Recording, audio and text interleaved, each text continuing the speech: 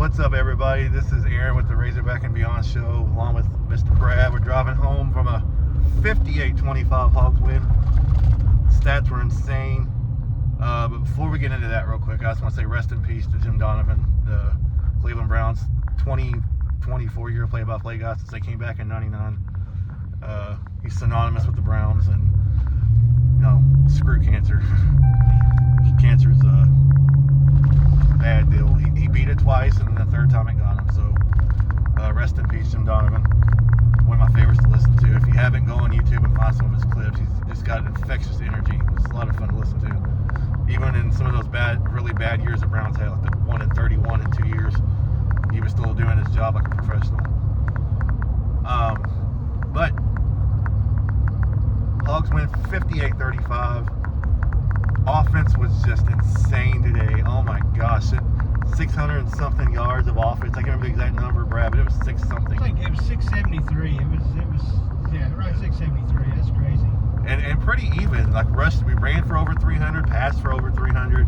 Taylor Green was, I believe, 6 touchdowns he accounted for, 5 through the air, 1 on the ground. It was 23 of 29 for 6 touchdowns, 323 yards, and of course the interception it was really not on Taylor. I guess the feet got tripped up for Armstrong and he fell, or he could have at least deflected that pass. So, but that's football right there. I mean, I don't think it was a bad throw, but and for all the haters of Taylor Green, several times Taylor extended the play by moving around outside the pocket. Of course, I think it was he hits DeBinion, or I can't remember who he hit for the first down there on 3rd and whatever. It was DeBinion, I believe, yeah. And I mean, it was wide open. It was open, but he had to move around to find him because from where he was looking one direction, and then the pressure got to him, he had to scramble to the other side and found him wide open down the sideline. But he made a couple of just, like you said, crazy escapes that third down was late in the third quarter, where he ran all the way back to almost midfield, and then ran. I thought he was just going to take off and run with it, and he found, was it Hodge, I think, for the first down? I think so. And I mean, we had some Tesla sightings today, and that was impressive. The one I remember is Taylor in the first quarter, one of the touchdowns, where he literally goes PlayStation 5, college football 25 mode. I mean, it was sick, and I don't know. I felt like today, people can go to the argument that Mississippi State's defense is atrocious, and it is. And it's, I feel bad for Mississippi State. They've been through a lot in the last 2 years. Obviously, Mike Leach was establishing something there. His untimely passing away, they pretty much have to name the interim coach, the guy that his offensive coordinator, which was a great move for Mississippi State in terms of just the right thing to do. And then you go out and you get a guy like Jeff Libby who is doing things with their offense, and it's just their defense isn't very good at all. I was talking to a fan in the stands who literally said that this team was literally like only 2 or 3 players, returned. The rest of them transferred out, and honestly, Mario Cravers being out on the offensive side of the ball, it was a hindrance. They still performed offensively. I thought they were great. And credit to the Arkansas defense. They made critical stops when they had to. And this time, Aaron, we weren't the victim of the turnover bug. No, I think Pittman said in this post game that they gave us 4 or 5. I don't remember the exact number, but I know Hudson Clark got 2. The often maligned Hudson Clark, who I've heard people say is incredibly smart football player, a high IQ, but he just doesn't have the speed to keep up in the SEC normally, so he gets burned deep. But today he came through. He recovered a fumble at the goal line that on what a lot of people thought was a touchdown. I thought he was short to begin with, but the guy fumbled at the goal line. Hudson Clark jumped on it, and then last drive the Mississippi State had, the ball was tipped, and Clark went up and made the interception. And it was cool. His family was sitting in front of us, a few rows in front of us, so there was all excitement there. There was a ton. I want to give credit to the Razorback fans that were there. There had to be, just in our section alone, I'd say 5,000, 6,000, 7,000 Razorback fans, and it was loud throughout the game. And I wish we could have got their names so we could have shouted them out in person, but the group sitting in front front of us. Just 4 awesome people. 2 guys and I guess their wives or girlfriends, whatever, but they were a lot of fun. The Mississippi State fans were really, really nice, really, I mean, they either didn't say anything at all or they were really nice when they did. They weren't being just total jerks, which I guess when you're 1-6, you really can't be, but that doesn't stop some people from doing that, so they were cool. I thought they handled themselves with class and I mean, they were, I mean, let's be honest, there for a few minutes in that third quarter and early in the first quarter, I honestly, what I expected was Arkansas to score 40 plus points. I figured, I kind of had the suspicion that Arkansas would get a big lead, aka what Georgia and A&M did, and then Mississippi State would storm back.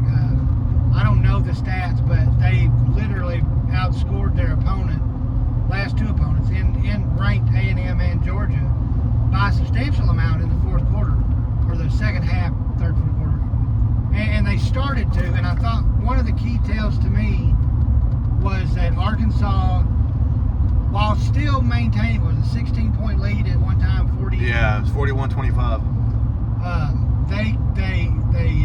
They didn't stop. They didn't panic. They kept moving the football because they had, I mean, and finishing drives today with points was something that Arkansas did. The field goal kicker credited some points when we got down close. I don't remember Arkansas punting but one time. I think we punted one time the whole game. That's all I can remember too. And that was after just a monster defensive stop, like 4th and goal at the 2-yard line, and the defense made a stop and got the ball back, and then we went 3 and out immediately, which is one thing all of us in that section said. We can't go 3 and out and punt the ball right back because the defense. It was pretty warm today, especially by the halftime. It was pretty warm outside, so the defense was getting kind of wore out because Mississippi State was driving the ball. But like you said, credit the defense, man, because they freaking turned it on when they had to. Like when it looked like Mississippi State was going to score for sure, we'd either hold them to a field goal, we'd stop them outright. I mean, Mississippi State obviously scored 25, they got theirs, but I will take 25 points when your offense is not being stopped and your defense makes them drive the length of the field. Like, we gave up a couple of big plays, but for the most part, it was a lot of, Mississippi State having to drive the ball, and they did, and they scored some points, but I thought the defense played way better than the stats looked. There was a couple of missed tackles here and there, but you can clean that up. That's going to happen in every football game. But at the end of the day, I thought they played a lot better than the stats looked like. I thought, I was a little nervous on their first scoring possession drive when they threw that little out route, whatever it was, screen. And I'll be honest with you, Mississippi State way faster on the field than I anticipated. A lot of speed. Their quarterback was very impressive with his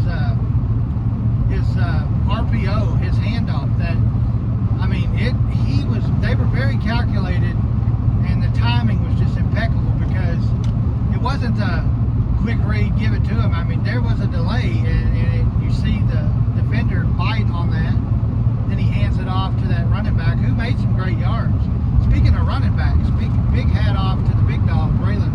I can't even say his name. Was it Braylon Russell? Braylon Russell, yeah. 175 yards for the big guy, big run.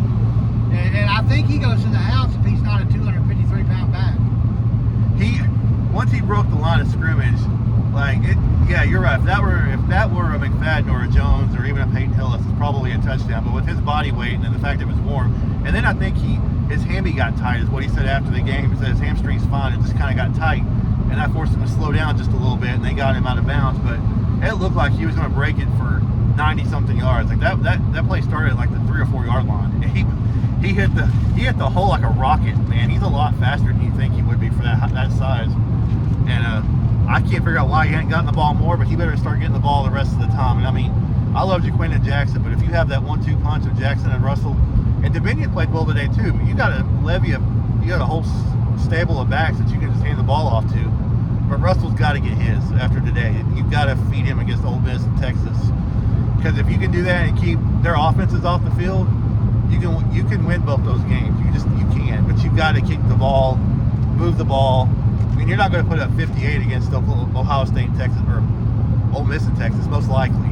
But if you can run the ball, get first downs, and keep their offense off the field, you can beat both those teams.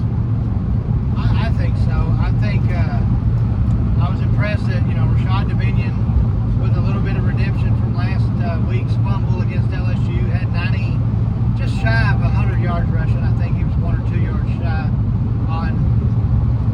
So I don't remember how many carries. I looked it up earlier, but I really thought Arkansas played a complete game offensively. They distributed those 320-something yards passing amongst 6-7 receivers.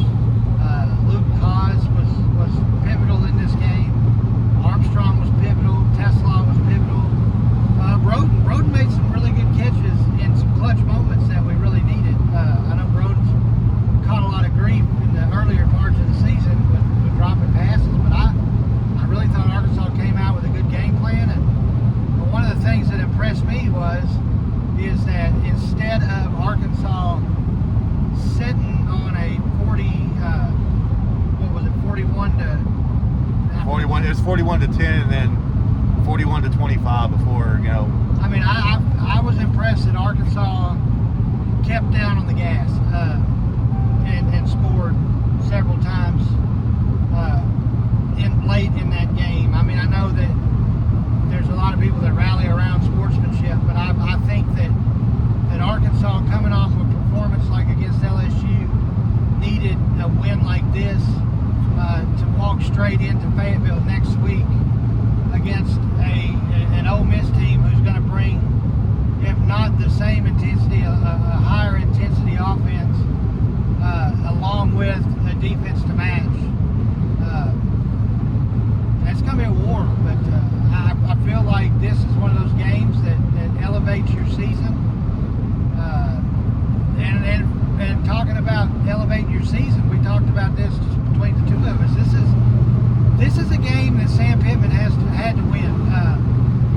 You come out, I'll come off a bye week, you lay an egg to LSU. Although the 34-10 score, I don't think reflected that game entirely. I think that this is a game where the Sam Pittman MO would be to drop this game, but they didn't. They came out and they did exactly what they're supposed to against I'm going to go ahead and say it. I guess I'll act like the Mississippi State announcer, an average Mississippi State team. I won't even say average. I'll go so far as to say just a bad team. And people act like, there are people out there that are going to act like beating a bad team is nothing to be proud of or happy about. But at the end of the day, it's the SEC. It's on the road. I will say, all right, I'm going to go on record now saying the cowbell was pretty impressive. Like the beginning of the game, it wasn't a full house, but there was a lot of people there. There's a lot more people there than most 1-6 teams get for a home game. And by the third quarter, it really thinned out.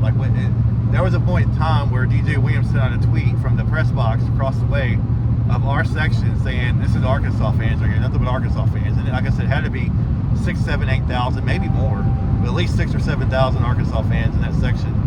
And we were loud, and they were loud and accounted for, as old JR was saying, wrestling. They were there, and the players heard it, man. And they did, because you could see them reacting to it every once in a while. Somebody would say something, they'd react to it.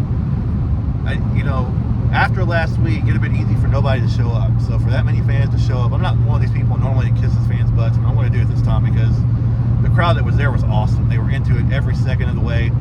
There was really no negativity coming from the crowd. It was all like, let's go kick their ass. Let's go do what we're supposed to do and beat the dog out of this team.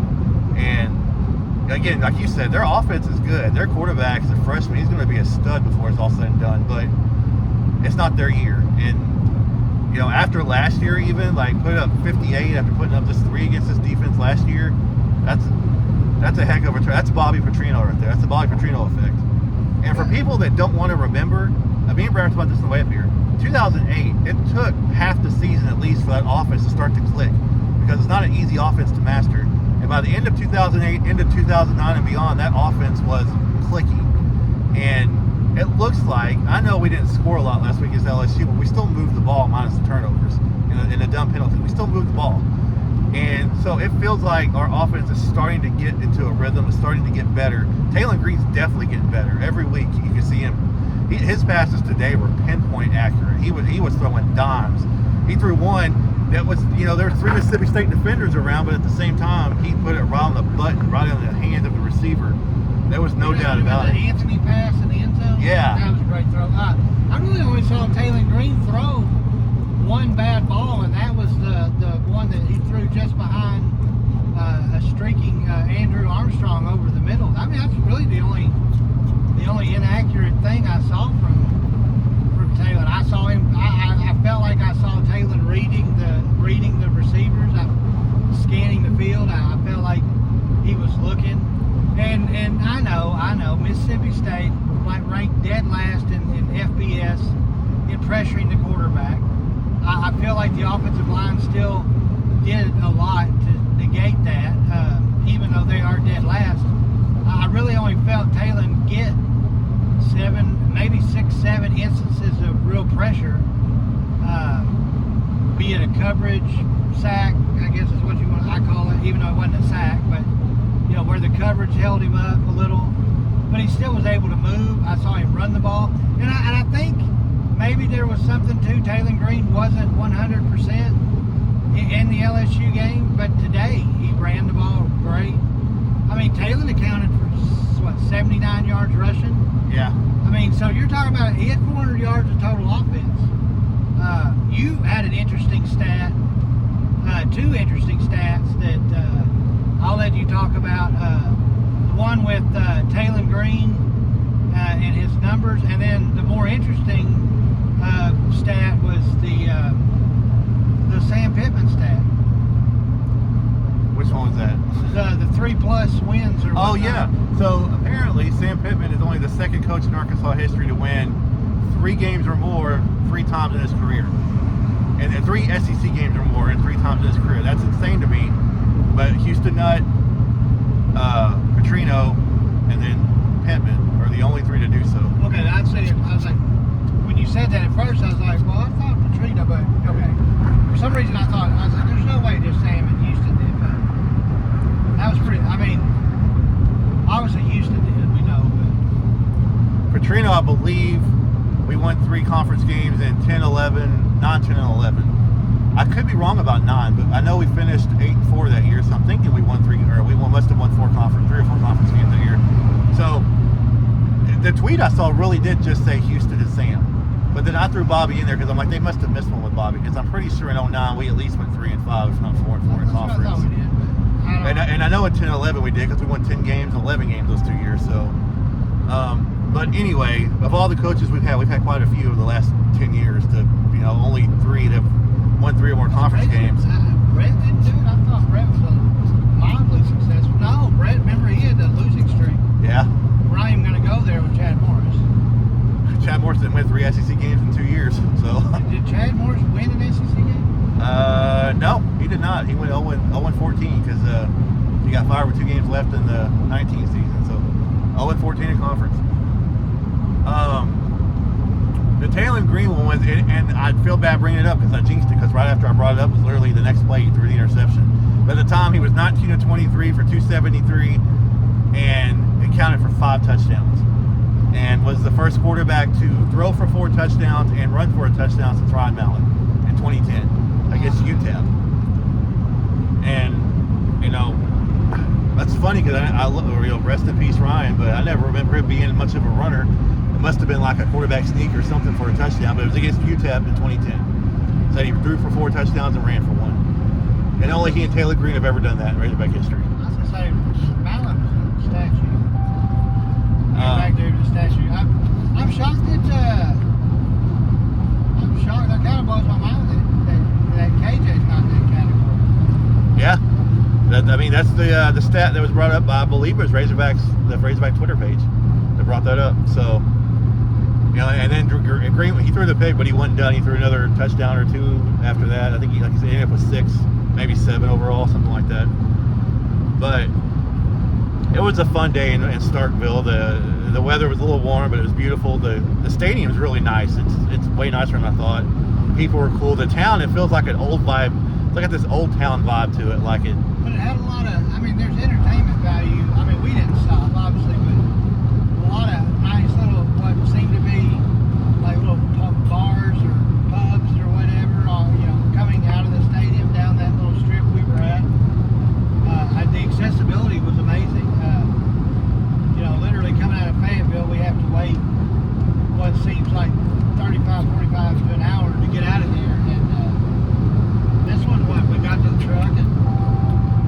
upset for a few minutes, but it was really more of a let the traffic on the road die down. We could have gotten out as soon as we got to the truck. We could have gotten out of the parking lot, pulled out. We just sat and waited for a few, but it was overall a really fun day and a huge win. I mean, I don't care what their record is, but I'm going to call out the Mississippi State. You mentioned a minute ago the Mississippi State color guy, just because I thought it was a classless, stupid statement. And I know he was talking to his fans, or the Mississippi State fans, and they were the ones listening. But as you're walking out of the stadium, they have the Mississippi State post-game show on the overhead speakers in the concession area, and which they kept that concession area really cool. It felt great in there. The wind was blowing, they had fans going. It felt really nice. But as soon as we walk out, one of the first things we hear is this guy going, you know, this is an average, if you want to call it that, average at best Arkansas team. That to his credit, he did say that, he said, well, where do we start with this defense? And he absolutely noted that the defense was horrible. But then he makes and let's be honest, this is an average Arkansas team that you allowed 58 points to. This isn't a team that's going to be battling for a national championship. And I get that. I don't know if I would say, and I'm an Arkansas fan, so I guess maybe I took that one a little personal, but I wouldn't say that this is a superior team in Arkansas, but I would say that this isn't an average Arkansas team. This is a team that beat the number 4 team in the country in Tennessee, stifled that that highly ranked offense and defense that came in that night in Fayetteville. Went on the road to Oklahoma State. Obviously we lost, but in overtime we gave the game to them. Yeah. Took a very good and yet to be seen just how good, but I feel like really good Texas A&M team. Led pretty much 3/4 of that ball game, and the only blemish was a penalty and turnover induced loss to LSU, in which this average Arkansas team had the football with 16-10 with 4 minutes to play when we threw that untimely pick, and then that game was over. But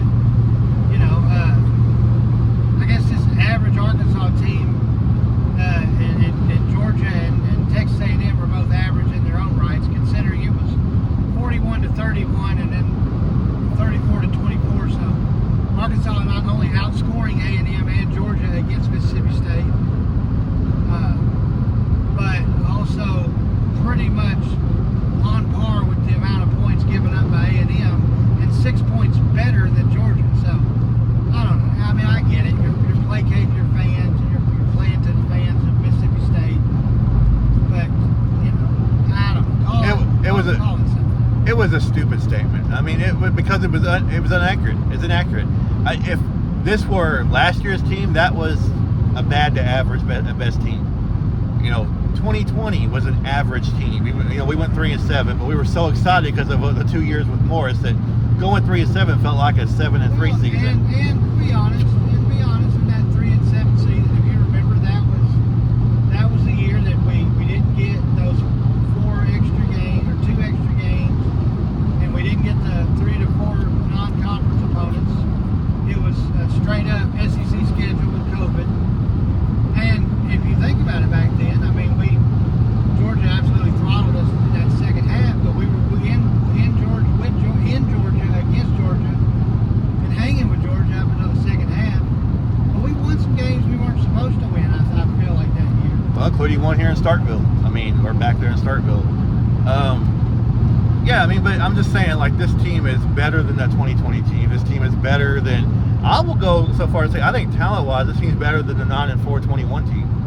I think talent-wise, if these two teams play on the field and this team doesn't turn the ball over, they win that game about 10 points against the 21 team. And that team went 9-4 and won the Outback Bowl. So I think that was why I got so, when I heard it, I was like ticked off, because it's not accurate. This is not like you said, it's not a superior team by any means, but it's not an average team either. This is a good team, a good middle of the pack SEC team, and it's a team that could very well end up winning 7-8 games. Who knows? By the time the season's over, we could end up 7-5. We could end up 6-6. We don't know yet, but this team will have a chance. If they play like they played today, they'll have a chance next week, and they'll have a chance against Texas. After LSU, I was one of the people that didn't know if we'd have a chance in those two games. Like, we have to win today. We have to beat Louisiana Tech just to make a bowl. Now I'm thinking, if this team shows up like they showed up today, and if the crowd shows up next week, which I think after today, that's pretty much a given. The crowd will be there. Because that game will be 4 bowl berths. We win that one, that clinches a bowl right there. And then Louisiana Tech gives us 7 wins. So you got a chance to go even further than that. And this is one of those years where you get to 8-4, you might get a really good bowl that you wouldn't normally get, because SEC is probably going to put 3-4 teams in the playoffs. I mean, I would say probably at least, I would think Georgia, Texas, and then maybe either A&M or LSU very well could end up getting in. The winner of tonight's A&M LSU game may end up getting in as an at-large. And then, you know, the winner of, I would think Texas and Georgia will probably get in too. So if that happens, you know, the 4th place team will end up getting the Capital One Bowl. So you got a lot of stuff to play for, and now you have momentum again, because you lost, no matter how well we played for overall last week and then just kind of blew it at the end, we lost all of our momentum. We had to go out today and get it back, and they did. And I still, you know, bouncing, coming off a bye week where you had 2 weeks to prepare for LSU. I did, you know, I guess if I had a criticism I could make, I'm still a little iffy on Travis Williams' well, I guess game plan when it comes to the over the middle, underneath stuff. I don't know if that's something that he's doing because he doesn't want to give up the deep ball. Because I'll tell you this, the D-backs made several really bad decisions by not turning around to the football on the pass. I really thought there was a couple of PIs that there was just great coverage, but unfortunately you have to make contact with the ball, and you ran into the wide receiver, so it's an accurate call in my opinion, even though I am absolutely down on the SEC officiating. And Mississippi State fan noted that I think this is statistically the worst crew in the SEC that officiated today's ball game. Sounds about right. Although I will give them this much, they got a couple of calls. It's not just because they went Arkansas's way, but if you watch the replay, the calling the guy down inside the 1 when, you know, everybody thought he scored a touchdown because the ball was in his right hand instead of his left hand. He puts the ball in his left hand and reaches out, it's a touchdown. He hits the pylon with its whole body, but the ball itself never crossed the line, never touched the white line, so it was a good call. The fumble down at the goal line that they had that we recovered was another really good call. The guy fumbled and his body into the end zone, but the football never did. So it was a fumble.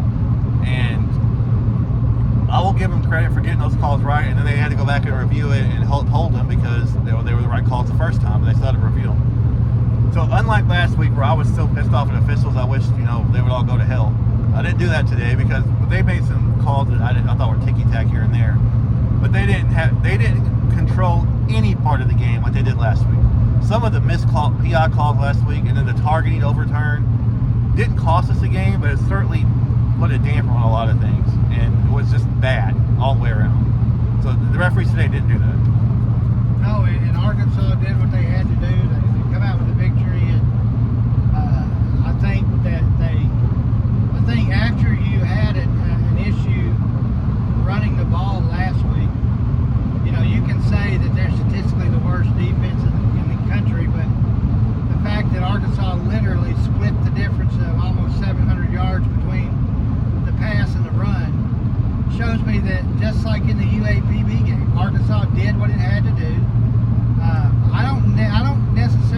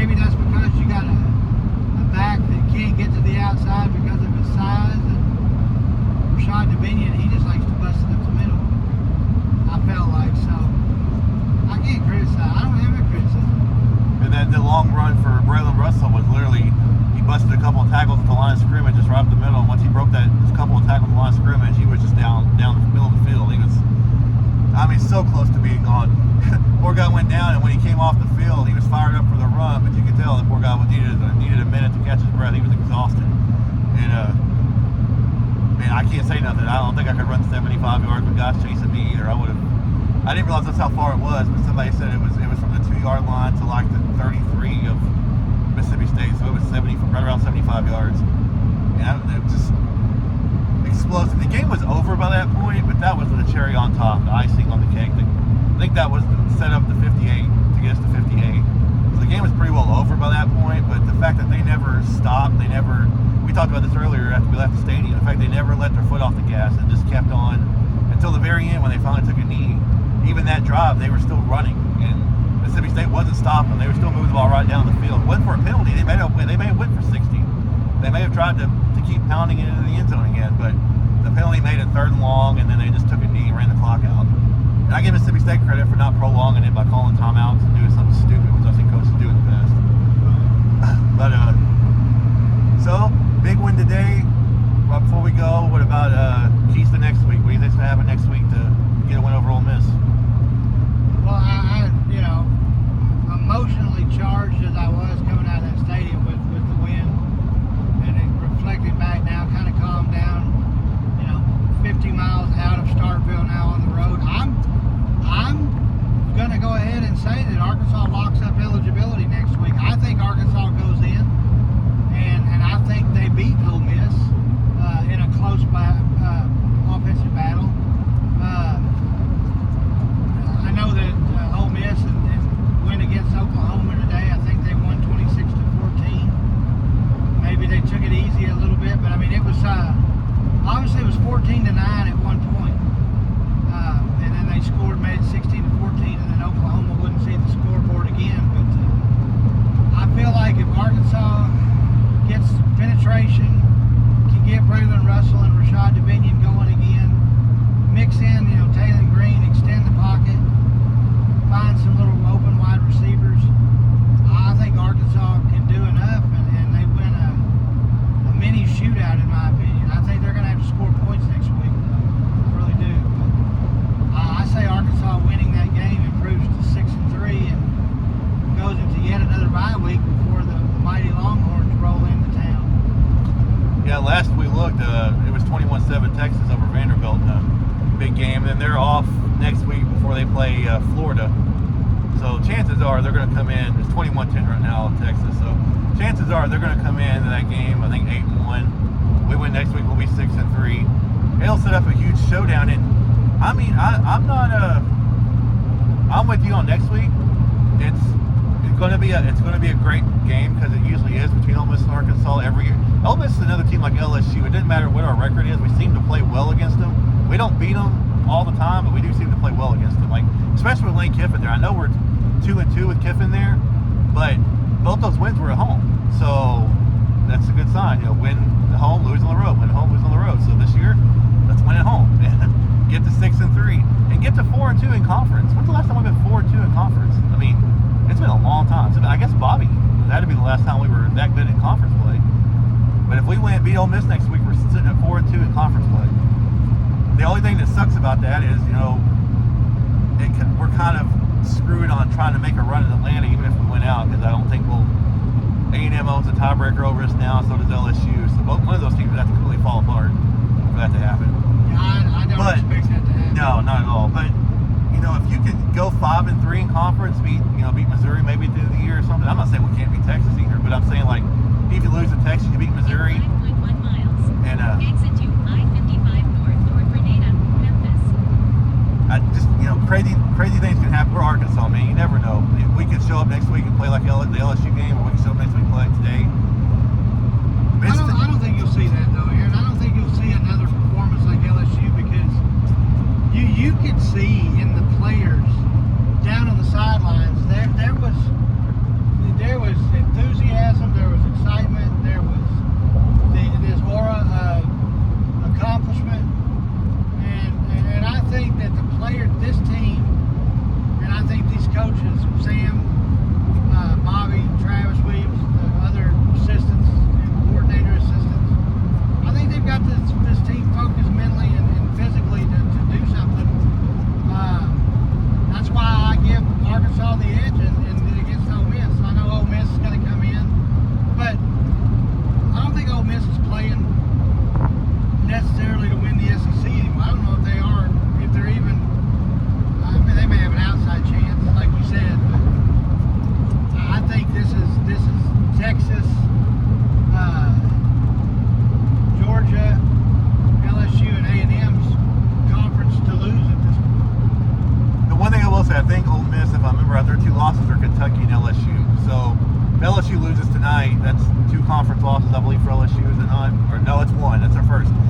don't know. It would take LSU falling apart at this point.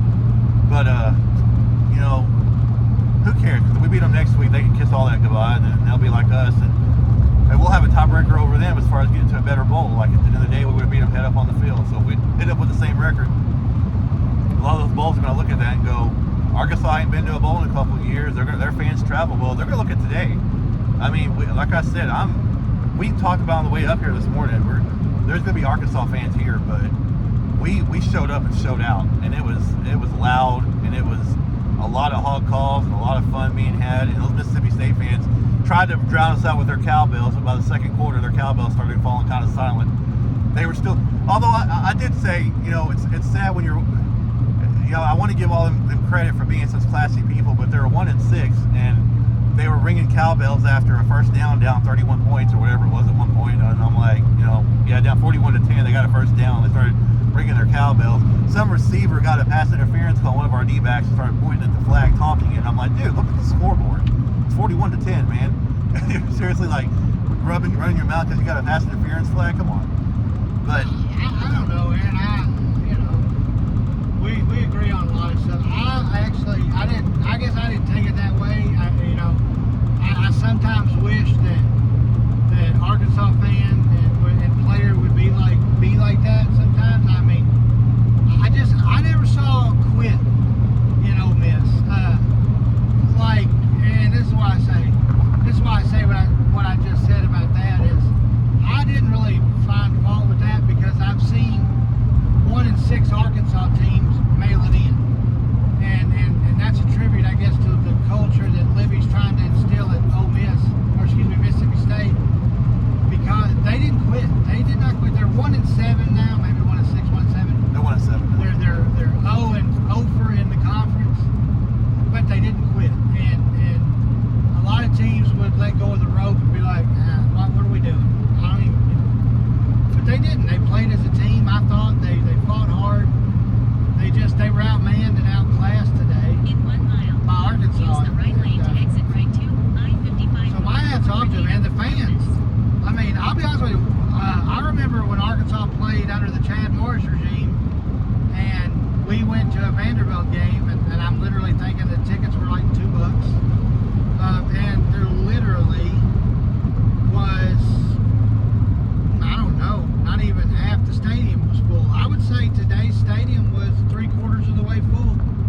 At kickoff it was, and I was kind of excited about that, to be honest with you. I kind of wanted to see as close to a full house as possible, because I felt like if that stadium was full, yeah, those cowbells, I knew I'd end up regretting it, which I didn't, but I thought I'd end up regretting it if the place was close to full, getting that full cowbell experience. But what we got from about, roughly 30,000, 40,000. I don't know how much that stadium holds, but you're right, it was probably about 3/4 of the way full.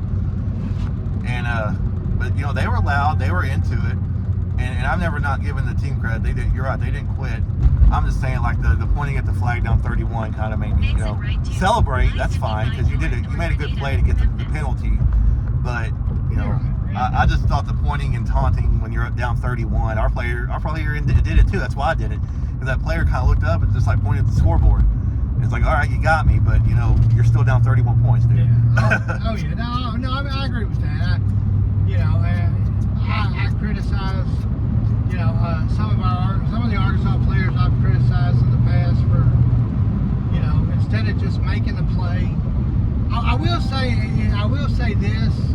I think continue straight for 50 minutes to exit 252, Mississippi 315 towards Sardis. Sorry, I was Sardis rudely Dam. interrupted by the navigation, but I will say this though. I think that one of the major factors in the defense's issues, and hopefully they get addressed. I'm tired of seeing the big hit and trying to knock a guy down. Just wrap him up, and I think that would solve some of our issues. I've noticed in our last couple of games, we're going for that big, the hit stick, as I call it. And it's like, what are you doing? Just wrap him up, take him down, and you save 4 or 5 yard gains. But other than that, I don't know. To me today, from what I saw, that that was the biggest issue we had defensively was, like you said, not wrapping up, letting guys break tackles. I texted my brother during the game and said, T-Will has them keyed in on this game plan because they're there every play. Mississippi State's not breaking long runs where there's nobody there for the most part. There's somebody there in their face every time. He's got them keyed into what they're trying to do. But more times than not, our guys are trying to, like you said, make the big hit, make the splash play, get on ESPN for a huge hit, and let guys just bounce off of them, bounce off of them, bounce off of them. I mean, KJ Jefferson was a master of that, letting guys just bounce off of them and taking off downfield. And I felt sorry for Sam too, by the way. Noticeably limping to a degree, and it was good. And I've been a Sam critic, especially last year. I was a Sam critic, but I'll be honest with you, looking at Sam on the sideline and seeing him smile today was very satisfying to me. That you can tell that regardless of what we think or what we say, the man has this program at the top of his list. He's not here for a paycheck, aka Jimbo Fisher. He literally cares about the state. He loves the state, and he grew up a fan. He grew up a Razorback fan. So, I've said it a million times this year. I didn't want things to go bad and we had to fire Sam. A lot of people do. I have family members that want that. And I'm like, I don't want that because you fire him and go hire another coach. It's just going to set you back again. I want the guy to freaking win. I want a Houston Nutt situation where he's here for 10 years or however long he wants to be here. The guy's in his mid-60s, and like you said, he's got some health problems. His back or hip is really bad. He was limping around the whole day. He even mentioned it a couple of times on his coach's show Wednesday night about his bad hip. So that's something that maybe during the bye week you should go get fixed. Like you get figure out some way to go get it worked on or something to get through the rest of the season. But because he runs out with the team, which I think maybe he should just cut off doing that for a little bit because it looks like it kills him to try to run out with the team. Well, and I mean, I don't know if this is not nothing that's been reported, but I don't know. I mean, depending on how this season ends up, I'm wondering if this might be Sam's last year. It's possible. Did he not sign a 5-year contract? Oh, he signed an extension after 21, I believe. So I think he still has another 2 or 3 years left on an extension. And there's another thing I read today on Twitter after the game. Sam's win, unless we finish the season 5-7 and losing the bowl game, this win today is guaranteed that his buyout is the very minimum 75% of his contract because of his record. He's 26-21 since 2021, since the renewal of his contract, the re-up of his contract. So if we were to buy him out, you're still looking at a 75% pay rate, having to pay him out of what is left of his contract. The best bet for the U of A, and Trey Biddy said this a million times, keep winning. Get to 8 or 9 wins, keep the guy around. You keep this team around another year, Taylon Green will be back another year. DeQuinton Jackson will probably be gone in the NFL, but we got Russell who's proven he can do it. So if you keep this team around for another year, I'm not exaggerating when I say I think you could start to see a Petrino 2010 effect where, in 2008 we didn't make a bowl, but we were the team nobody wanted to play at the end of the year. 2009 we made a bowl. 2010 we exploded. Now we just skipped out. I think we'll just skip out on the year not making a bowl because unless we lose to Louisiana Tech, we're making a bowl. Get to a bowl this year, win the bowl game, get to 7, 8, 9 wins, whatever you can get to, and then next year bring everybody back and run it back again, and this team could be absolutely scary, lethally scary. I mean, they really could. I mean, you look at, I would imagine Isaiah Satania would come back. I don't think he's NFL ready right now. Well, you lose Tesla. Luke has eligibility. And with his injuries, I think he'll probably come back. Armstrong would be gone, I believe. Is he a senior? I don't know, but he's pretty good. But then you got the portal, and you got. I mean, I don't know. I mean, I don't know what the recruiting class looks like so far. I haven't really paid attention with the season being the way it is. I mean, and think about this. I mean, this is the key stat.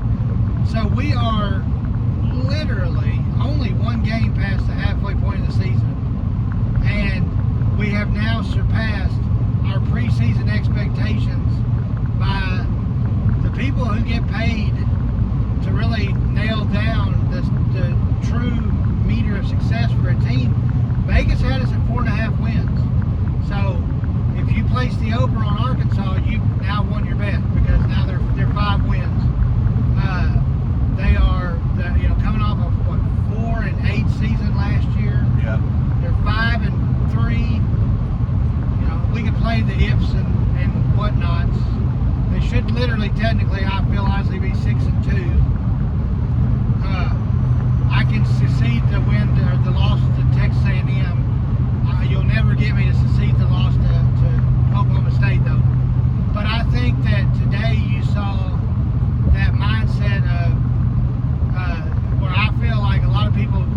especially like on, and I'm going to call it out, Hog HQ, a bunch of those morons calling out saying Bobby Petrino ain't calling the offensive plays anymore. No, shut up. Shut up. That if not running the football was an indicator that Bobby Petrino is not calling the plays, you're an idiot. That's Bobby does have to run the ball, but Bobby's a pass guy. Sam likes to play more conservative, run the football at times. But today, I think Sam gave the reins. Well, didn't give. I think it showed that the reins were in Petrino's hands, and Petrino didn't lay off the scoreboard. I mean, Arkansas literally could have, for the intents and purposes, melted the clock down, walked out of there with it. No, probably worse than a 41-31 win.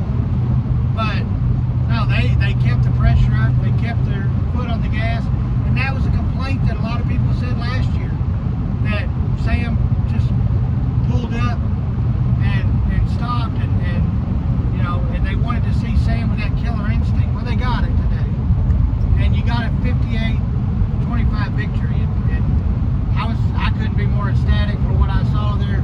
I know me and you talked about on the way up here, we were kind of talking what we wanted to see. Obviously, we would have loved to have seen in worst case scenario, a win, whether it be 9-10, 11 to 9, whatever, field goal at the last minute to win it.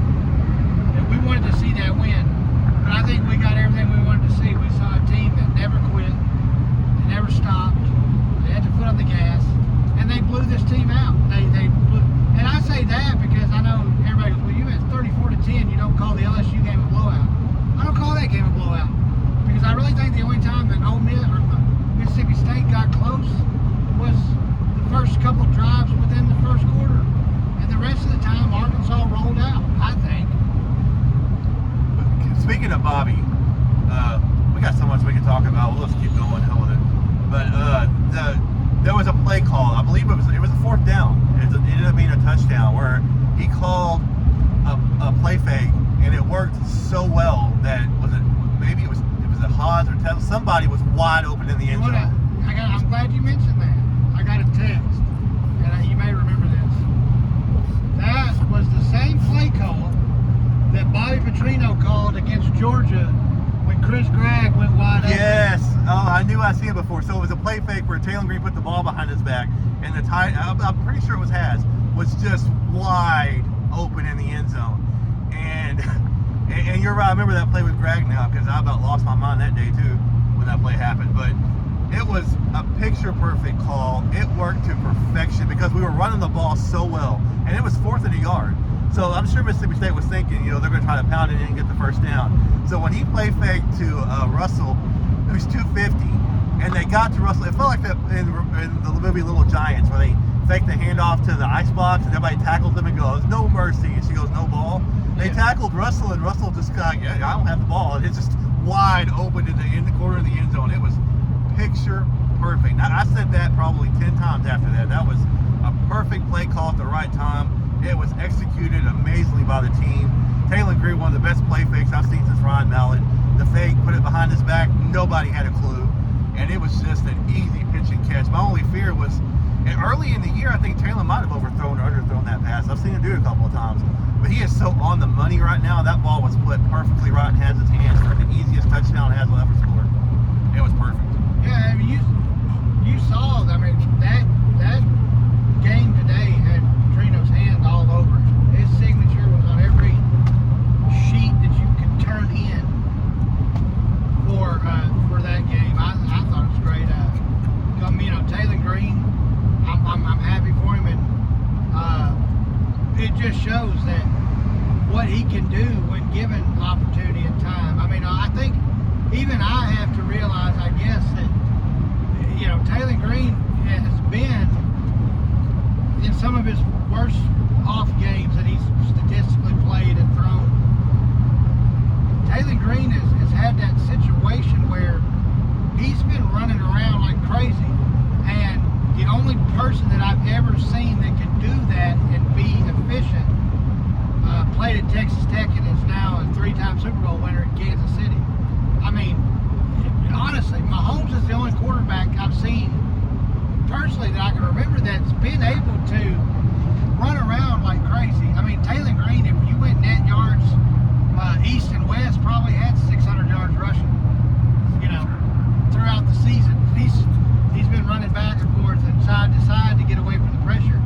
And Mississippi State, another thing I will say is I saw that Arkansas was able to get pressure on the quarterback from Mississippi State. They caused a fumble. They got a couple of sacks, I think. Yep.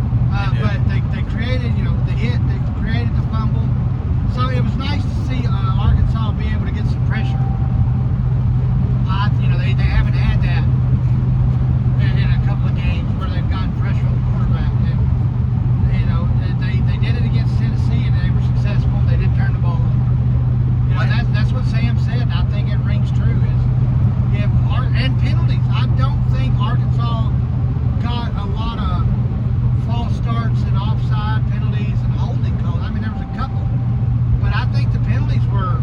I mean, it's probably the yardage is going to stack up because we got some PIs, but for the most part, a face mask. But I think that they didn't shoot themselves in the foot offensively too much.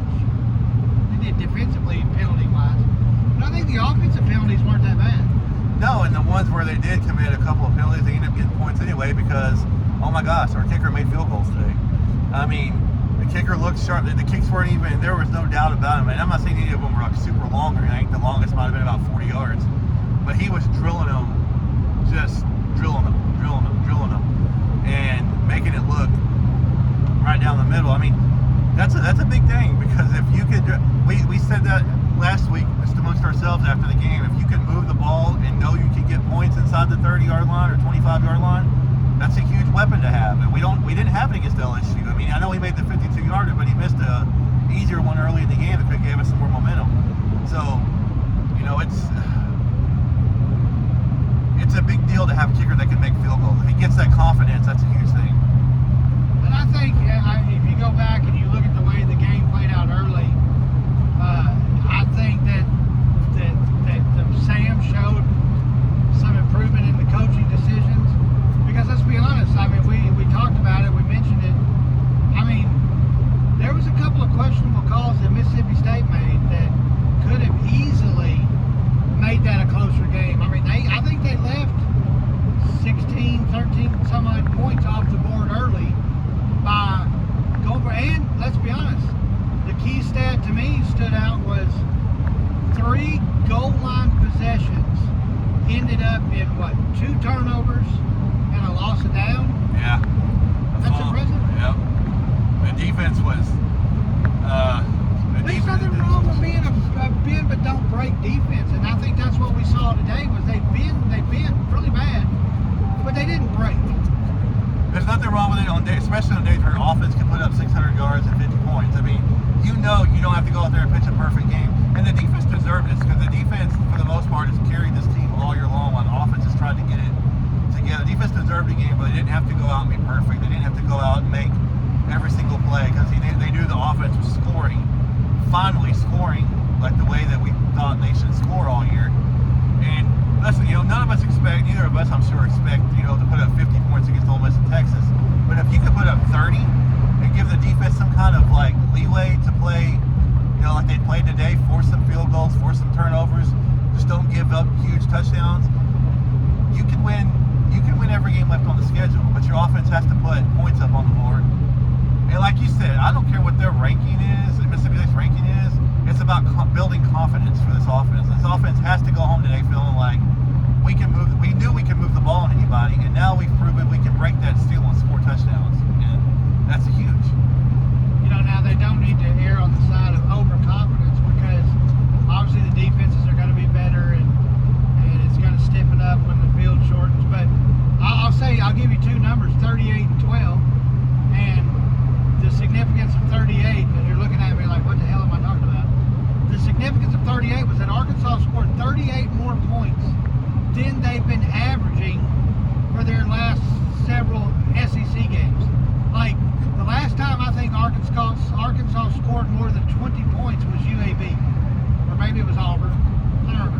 think Auburn we scored 20. I think we hit 20 Yeah, like against 20 Auburn. points. Yeah. UAB was the last time we scored more than 20 points. And 12. We scored 12 more points or less points than we put up against UAB. You know, that was a 70 to nothing. So we were right there. 673 yards has to be in the top 2 or 3 performance-wise offensive yardage game days we've had this season. And if we want to go there, we scored 24 points more than A&M was able to do, or did, and we scored 17 more points than Georgia. And so I count that as a win because I don't know, I like it. I just like the fact that Arkansas never gave up. They just kept hammering away, and that's what I wanted to see. I wanted to see Arkansas come out and absolutely just dominate the game on the offensive side of the ball, and I wanted to see them actually accomplish finishing drives, and that's one thing they did. They finished drives. Yeah, absolutely. They moving the ball is great, but we've proven it in the past. There goes some Hawk fans passing us right now. A lot of Hawk fans, man, just a lot of Hawk fans there. But you know, we've proven we can move the ball on any defense in the country. But you know, even the Tennessee game, as great as it was, we put up 19. We had 3 at halftime. I mean, so it's not like we weren't moving the ball against them. We were just bogging down. And then, like I said, the kicker making kicks to me is so huge because Houston Nutt used to say, like, you know, you got to win the turnover in the kicking game. You can win most any game in the country against anybody. It doesn't matter if it's the #1 team in the country or the worst team. If you win the kicking game and you win, you know, penalties and turnovers, you're either going to win or be right there in every single game. So that was a big deal. But we've been going for an hour, so oh boy, the Fighting Brett Bielema was not having a good day. I didn't think they would though. That's a scary team. 27-0 Bama over Missouri. I think Drinkwitz's time, or his time's not up, obviously, but I mean, I think their Cinderella season is about to go crashing down. Well, I mean, you know, when we can go around the SEC real quick, you know, wrapping it up, I guess. You know, Missouri, they did a really good job. I feel like Missouri is a good team. I don't agree with their top 10 ranking to start the year at all, honestly. I feel like Missouri is a good team, but they're not. Maybe I'm wrong. I'm probably, you know.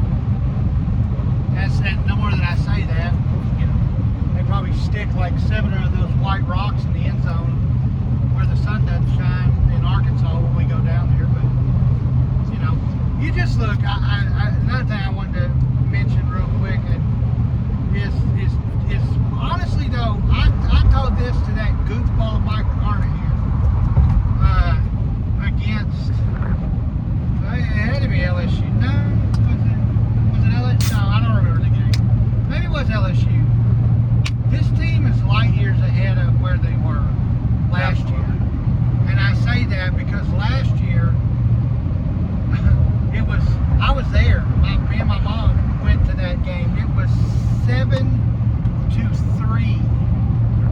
and the thing is I feel like obviously Florida wasn't Florida of the past, but we go down last year. We beat Florida in Gainesville For the first time ever. For the first time ever in the swamp. We come back, and I can't remember if was Auburn our next game or. Yeah, so Mississippi State was the week after we lost by a field goal to Alabama, and we're feeling good about ourselves. Put up 21 on Bama, then come home and score 3 against Mississippi State, and then 48.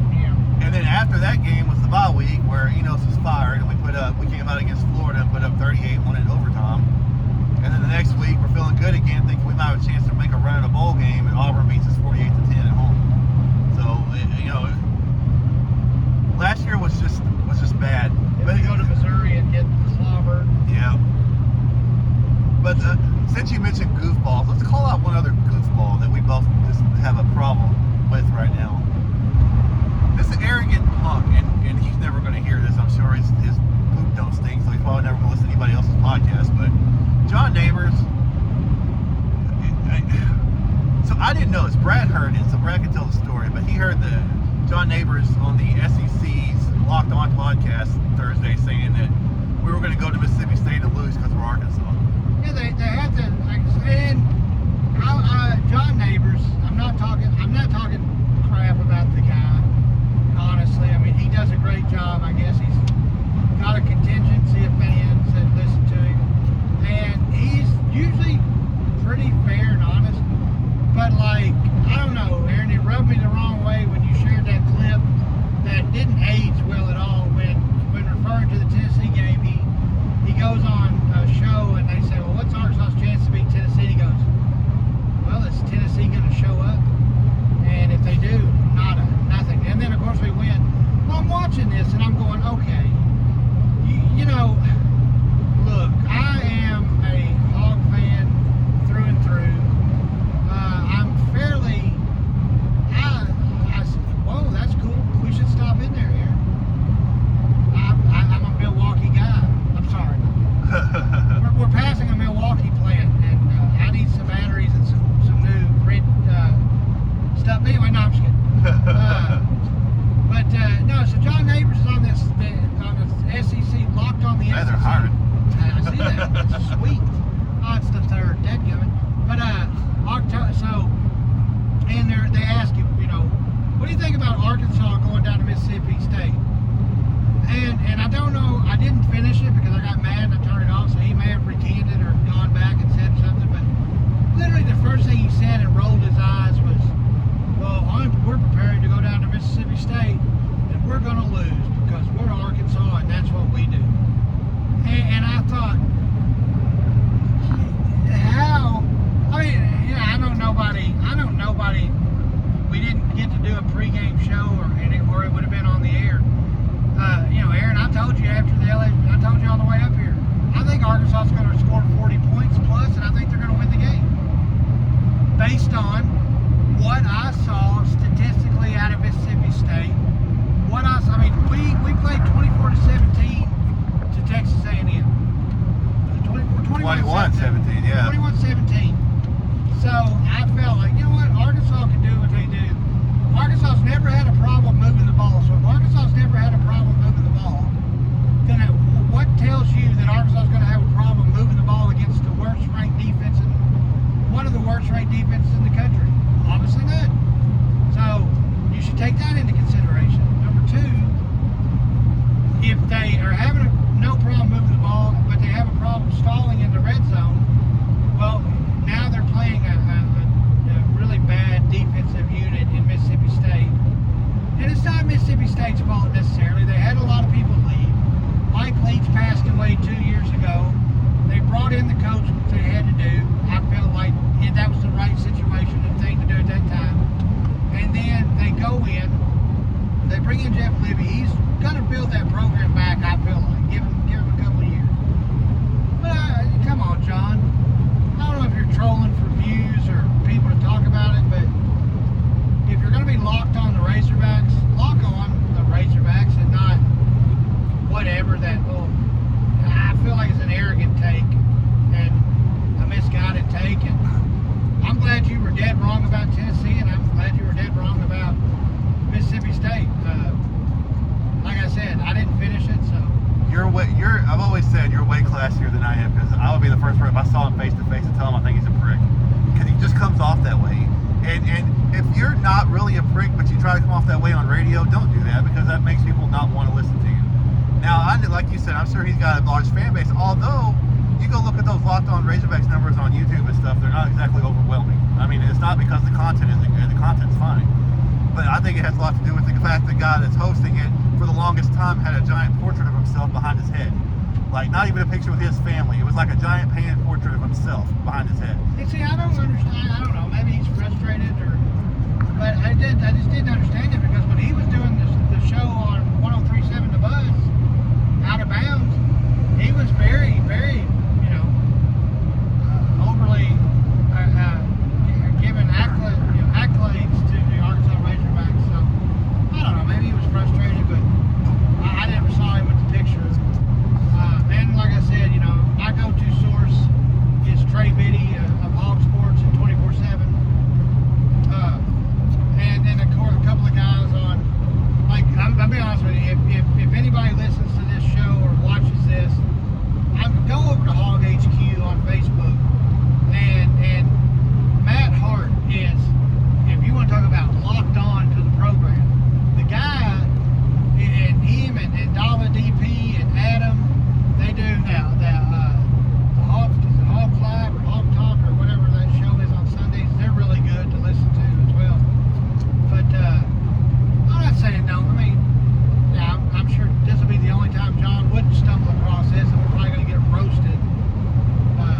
Whatever, I don't care. I don't either. I'm just a fan that's watched the game. I don't know the X's and O's all the way to signs, but you know, I feel like I'm fairly accurate with my assessments, and I don't know, this may not age well, but like I said, Arkansas will, in my opinion, will beat Ole Miss and will be 6-3 going into a bye week to play Texas. And who knows? Do we come out flat in that bye week? I don't know. We still got to get through Ole Miss. It's not a guarantee, obviously, but I feel like Arkansas can win that game and will win that game. And I think the fans, with the way they won this game, will show up and show out. I'm going to be there. You're going to be there, I think. Yep. Good Lord willing. The weather's good, and you know, maybe I don't know. They're calling for a little bit of potential rain coming up in the next by the end of the month. So who knows what the weather's going to look like? But, so I feel good. I really do. I'm confident that Arkansas is catching stride again, and you know, Ole Miss, they're good, but they're beatable. Very beatable. Yep. There's not a game on the schedule that I just go, I don't know if Arkansas can win that game or not. You know, Texas is one of those games where I go, but, you know, I don't know. I don't think it's like it was before to the players. I don't think they really understand the Texas-Arkansas deal like some of the old heads do, but Texas is Texas. It's like an Iron Bowl game, I guess. Auburn and Alabama, you can throw the records out the window in most cases. You know, Arkansas wasn't supposed to win a couple years ago with Bijan Robinson, and we blasted Texas. Yep. And maybe Texas overlooks Arkansas. I don't know. I mean, obviously if you beat Ole Miss, they don't, but I don't think so, because Texas is still playing for a college football playoff spot. So, real quick, there was another Arkansas thing happening this weekend. Talk about that for a minute. The basketball team last night, exhibition or not, they just blasted the #1 team in the country. Now, yes, I know, before anybody hears this, I've heard it all day long today on Facebook and everything else. Kansas was without their two best players. I get that. It's just exhibition. Again, I get that. But this is all we have to go on right now for this team. It's what happened last night in Fayetteville. And it was and I don't care who's playing for Kansas or not playing for Kansas. That young freshman looked absolutely insane last night. He was so good. The moment didn't seem too big for him. He went out there in front of 19,000 insane fans and just put on a show. Boogie Flan, if you don't know his name, learn his name, because Boogie Flan is going to be a star. And he may only be around for a year, so you better enjoy him while he's here. Maybe 2. So you better enjoy him while he's here, because I don't think he's going to be around for 4 years. That's kind of what John Calipari does best, is put guys in the NBA. So, but man, that was fun. That was a fun start to the weekend last night. Well, I mean, if you look at quickly on that point, and I don't know if you're going to do just audio on this upload, or if they're going to be seeing the roof of the truck on the show. For a while, they were seeing the back of the truck. I'm trying not to show you the one that's on camera, but there's still a camera rolling, so. But I mean, if you think about what they did last night in that basketball game, I don't care if Hunter Dickinson wasn't playing or if their point guard wasn't playing. Arkansas came out, they shot the ball good, they played a lot of defense, and you know, this is a team last year that played Purdue, and everybody got high hopes because Arkansas beat Purdue, and then it just fell flat. I didn't get that sense that, like, I think the only lead that Kansas had was at 2-0, and then Arkansas walked away with the rest of the game, and I think it got close, like it was 10 points, but then Boogie Flynn and then DJ Wagner back-to-back steals for dunks, and then they opened it up again. And so, 33-0. Alabama is just rolling over Missouri. But I think that, I don't know, I thought that this team looked the part of a team that could make a playoff run. And even the thing that was uplifting to me was John Calipari was asked, what he thought. He goes, we're actually pretty decent. That was a great quote. Great. It was, and during one of the sideline interviews, because this exhibition game, the coaches were both mic'd up. They did interviews from the sideline during the game, like literally after timeouts, while we're talking to the media person. And John said, well, for a team that's only been together for a couple of weeks, really, in our first game together, we're halfway decent. And I mean, think about that, though. It's two players. When Calipari literally got here, he had nobody on his roster, and he returned Travion Brazil, who was a force to be reckoned with. His game was back. The only thing that kind of irked me a little bit was John L. Davis, but they said that that he just needs to get going, and Calipari said on the deal, he said, John L., what are you doing? He goes, no, go out there, run this play, shoot it. He wants him to shoot it because he knows what an asset he'll be. And this is one of those things where I think this is not a Musselman type team in the regards, and I think they're going to be good. They're going to lose a few games. I mean, there's 4 or 5 teams in the SEC that are pretty stout. Alabama's number 1 in the country in the AP poll. The preseason number 1, so they're obviously expected to be pretty good. But I think this team's only going to get better as time goes along, and I think they're going to be in the hunt. They may be a 5 seed, 6 seed, 4 seed, but I think by tournament time they're going to have something figured out, and they're going to be clicking if they don't get it together sooner. They're going to be tournament tested because the non-conference schedule is not easy. Lipscomb, who's a perennial tournament team, like just on the outside or in as a 14, 15 seed, but they're not the walk-over, the season opener you usually get in basketball. And then it gets real. I mean, it's number 10 Baylor, or number 8 Baylor in Dallas. And this exhibition game against TCU coming up. Yep. So Oakland, Illinois, Michigan, Miami. On the road, true road game too. The Miami game's the only true road game out of that bunch, but yeah. I mean, Baylor's probably going to be a road game. I don't think Waco's all that far from Dallas. I could be wrong about that, but I don't think it's that far from Dallas. No, it's not that. So for a top 10 team, I'm sure they're going to have the majority of the fans there. We'll certainly be represented in Dallas, but we always are. But I'm sure Baylor has the majority of the crowd. But Miami's the only true road game. We go to New York to play Michigan. Seeing the Hawks take over Madison Square Garden would be pretty cool. I think the fans will travel. Obviously, the Calipari effect is going to be huge. I mean, they sold that exhibition game out last night in like hours. The stat that got me was the fastest season ticket sellout in Razorback history. 26 days it took them to sell out season tickets when Calipari was announced as the head coach. Coming off under 500, no tournament season. So, coming off of losing, an elite. And I think if Musselman can get you to 2 Elite Eights and a Sweet 16, I think, and I noticed, and I think the announcers talked about it, was Calipari was rejuvenated.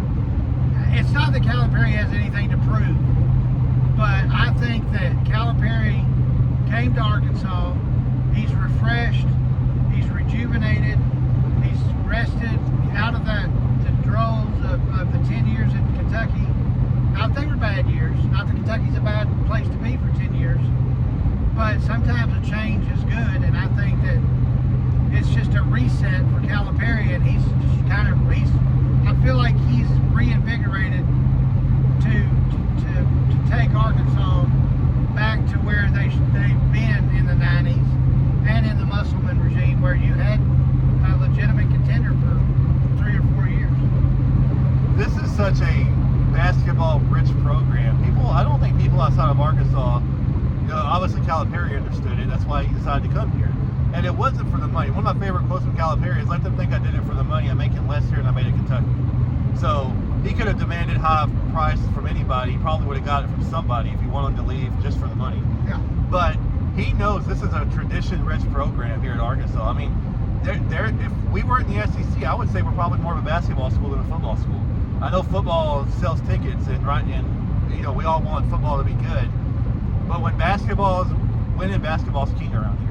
We don't sell out Donald W. Reynolds all the time. But we sell out Bud Walton every night. I mean, it's sold out against bad teams. So if they come to Little Rock, place is sold out every time. It's an event. We have a Dollar General signing, by the way. Not the first one, probably won't be the last. But Turn right, then turn left.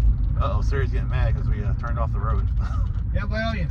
I mean, we got some exciting Turn time. left to I-55 north We toward get it. Memphis. Crazy.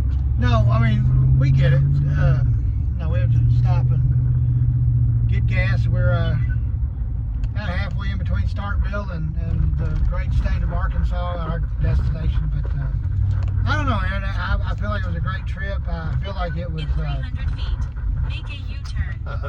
Please, for the love of all things holy, stop.